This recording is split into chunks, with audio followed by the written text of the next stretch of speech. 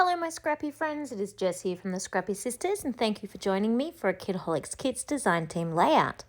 So I knew I wanted to include this punchinella as a bit of a texture feature to break up my white paper, and I knew I wanted to use as much of this patterned paper as I could. I really loved the words and like the different sentiments that were written on this pattern paper.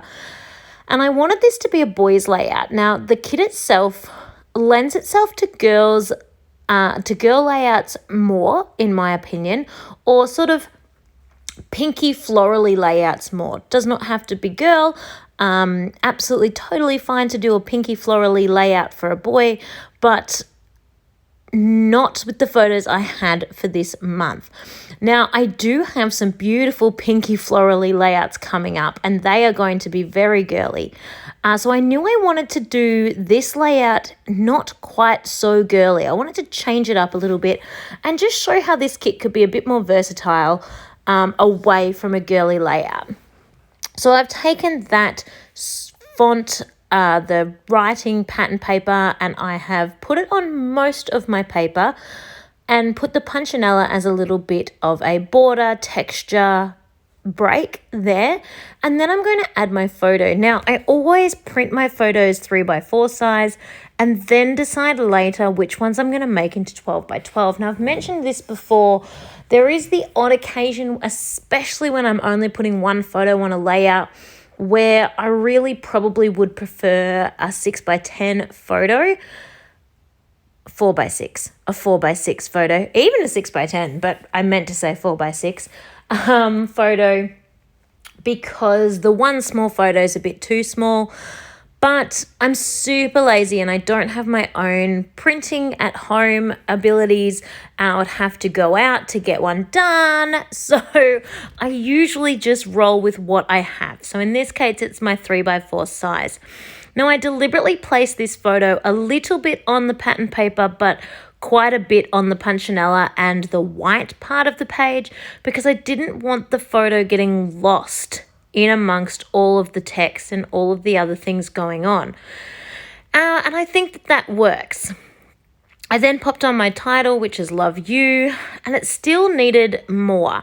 Now, I really didn't want to use the like the florally bits and pieces on this particular layout. I didn't want florals on this piece, so I ended up using some of those green sprigs, and I think they work really well. I then kind of created a worded embellishment using words that kind of tied in with the photo and tied in with the attitude of my little man. I am adding a little cluster of sort of sentiments and things on the side of the photo, just to sort of finish off the ring around the photograph. So in this case, my clusters really much sort of congregate in that sort of circular or rectangle feel all the way around the photo. Everything is centered on and around the photo. And I think that that's important in this case, because otherwise the pattern paper can be really busy and it can draw your eye away from the photo, when of course the main point of scrapbooking is to tell the story and to highlight the photo. So you can see there I've cut all of the stickers from the sticker sheet apart. For me, I find that super useful because I like to be able to see all the little bits and pieces, and I like to be able to place them onto my page. Like you can see here with these words, with these titles, I like to give things a try before I commit to sticking them down. And I find when stickers are on a sticker sheet, that's harder to do. It's more difficult to pull the sticker off the sticker sheet and attempt to sort of test it out in different places. So I like to cut them all apart. Yes, it is time consuming, but for my own creativity, I find it a super helpful hint of a way that I like to use those big sticker sheets. I then just store them in a little pack, almost as if they were an ephemera pack that just came in that way instead of being a 12x12 sticker sheet.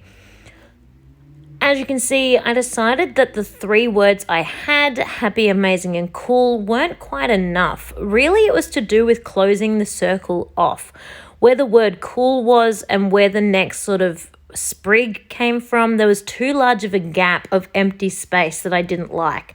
So I went and grabbed myself another word phrase, which was smile, and I'm adding that in as well.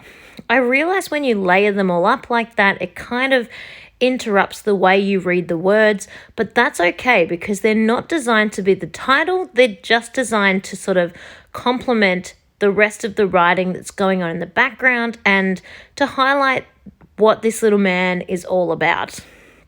This particular day, Thomas was unwell, and because it was kind of sort of still peak COVID times here in Australia, that as soon as you felt just a little bit unwell, you stayed home. But it was someone's birthday from our family, and they were all going out for dinner. So Matthew still took Jack out for dinner and told Jack to go and get dressed, and this is how he came out, dressed up all suave and beautiful. He'd even done his hair and put on new shoes, and we were just really proud of the little man that he's turning into and how he was conscious and cared about making an effort for this dinner party, which was really cute. So here is my finished piece. I'm really happy with the way this came together, and I think it definitely shows how versatile this kit can be, to be sort of really pink and florally and girly, but you can also create these non-gender layouts as well. Thank you so much for watching. I hope you have enjoyed this process video, and I can't wait to see you all again soon. Bye.